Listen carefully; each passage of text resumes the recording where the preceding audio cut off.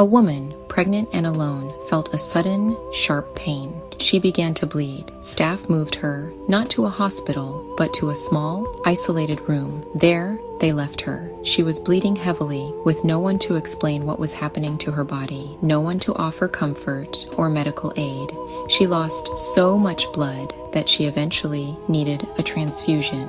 Only after she was transported to an emergency room, her arms and legs shackled, did doctors confirm she had suffered a miscarriage. Her name in reports is Lucia, and her story is not an isolated one. It is a stark example of a crisis unfolding within U.S. immigration detention. A recent ACLU letter details similar experiences, painting a picture of systemic failure and profound human suffering. The harrowing account of Lucia is just one thread in a larger, troubling pattern. Over a dozen other women have come forward with similar stories of mistreatment. They told advocates they were denied the most basic elements of prenatal care. Some begged guards and medical staff for prenatal vitamins, only to be refused. Others reported being fed poor quality food, inadequate for pregnancy. These are not small oversights. They are fundamental failures of care. Multiple women describe being shackled and restrained while actively miscarrying. In immense pain and bleeding, they were treated as security risks, not patients in crisis. Some were placed in solitary confinement, widely condemned as dangerous for pregnant people. Without translators, women could not understand, describe symptoms, or give informed consent. One woman suffered a severe infection after miscarriage. Advocates say timely care could have prevented it. On paper, ICE policy presumes release for those who are pregnant, postpartum, or nursing. It states officers should not detain, arrest, or take such individuals into custody for administrative violations. The intent: allow people to navigate cases in the community with consistent medical care. But exceptions, undefined exceptional circumstances, and mandatory detention undercut the rule.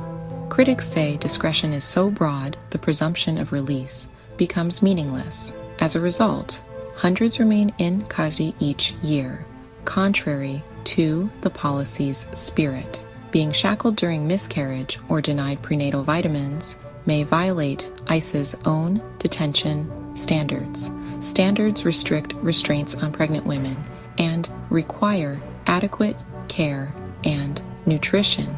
Advocates say practice on the ground ignores the manual, creating dangerous disconnects.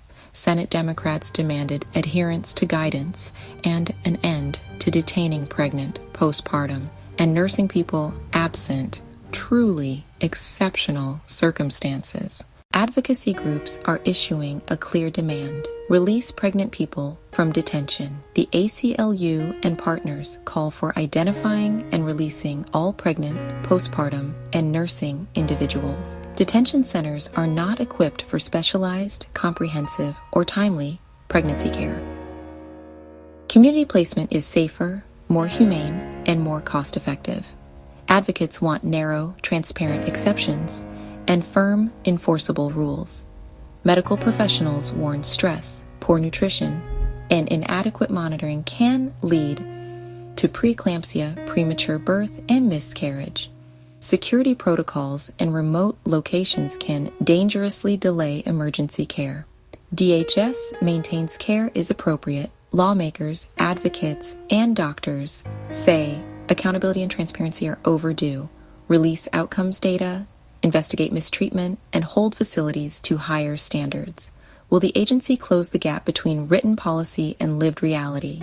The health and dignity of these women hang in the balance.